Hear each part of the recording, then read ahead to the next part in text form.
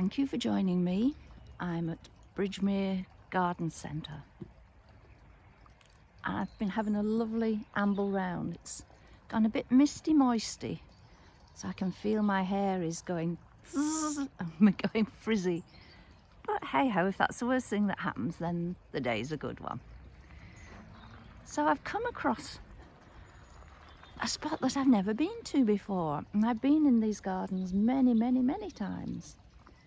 But it's sort of tucked away in a corner and it's fronted by a gorgeous convoluted willow tree, and behind is a beautifully thatched building. Yeah, the thatch needs replenishing in some places, a bit like bits of me. But there's a little stream around it. I want to get my rake in and get the leaves out.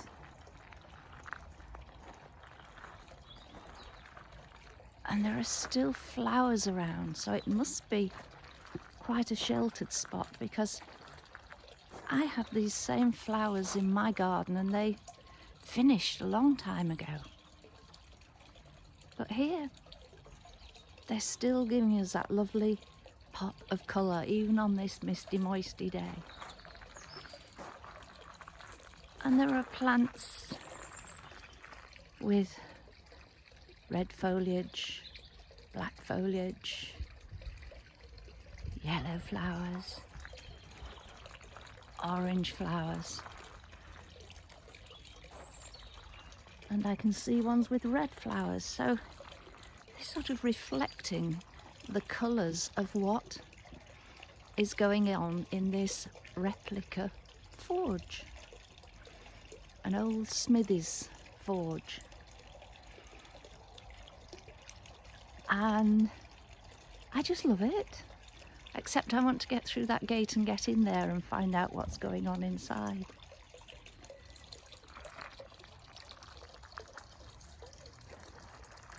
And there's water, because obviously they need water for the forge.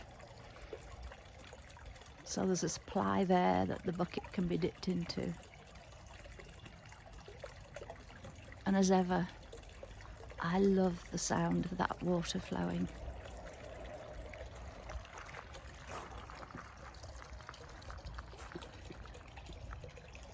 And I love the natural stone walls. I always have done. I can't remember if I've mentioned on one of my previous postings that many years ago I actually did a dry stone walling course. That was a brilliant way to spend a weekend. Sadly, I've never got round to building a dry stone wall. But that weekend, a group of about 6 of us had some input on the theory, and then we went on and repaired someone's dry stone wall that had fallen down. And they repaid us by providing endless brews and homemade cakes. Job was a good one. And I went with blue nail polish on my rather long nails, to be chatted to by 2 young men who said, look, please don't think that we are being patronising, but if there are any stones that are too big for you to lift, just give us a nod and we'll lift them for you. I said, that's not patronising at all. That's being helpful. And I like it when people are helpful.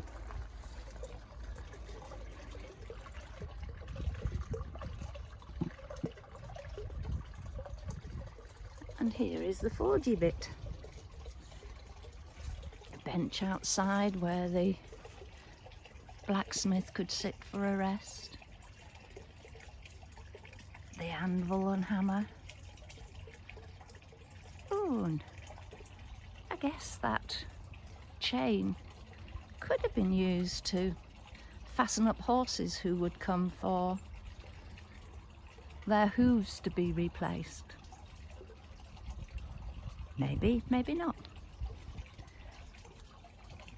But inside, if I can lean across this wall, there's the grate with the remnants of a fire and an old stone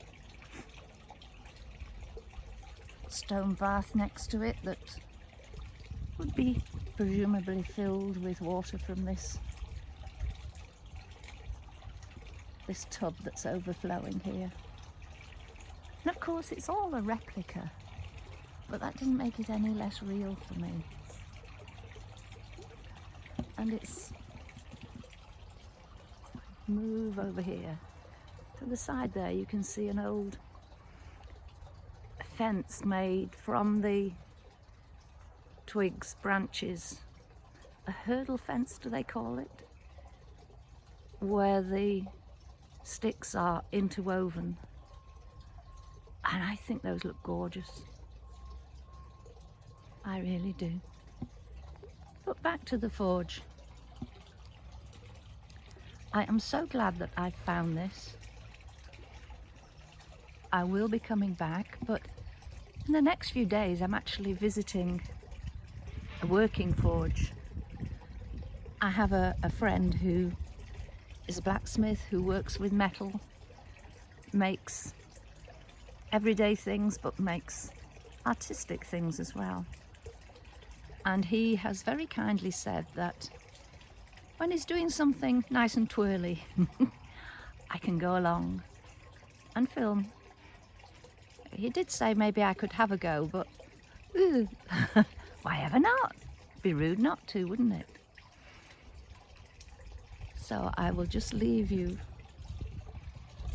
without my rabbiting on, listening to the sound of that water.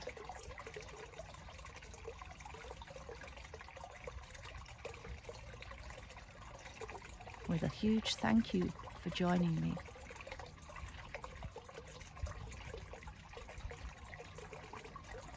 And I will speak to you soon. Take care. Bye.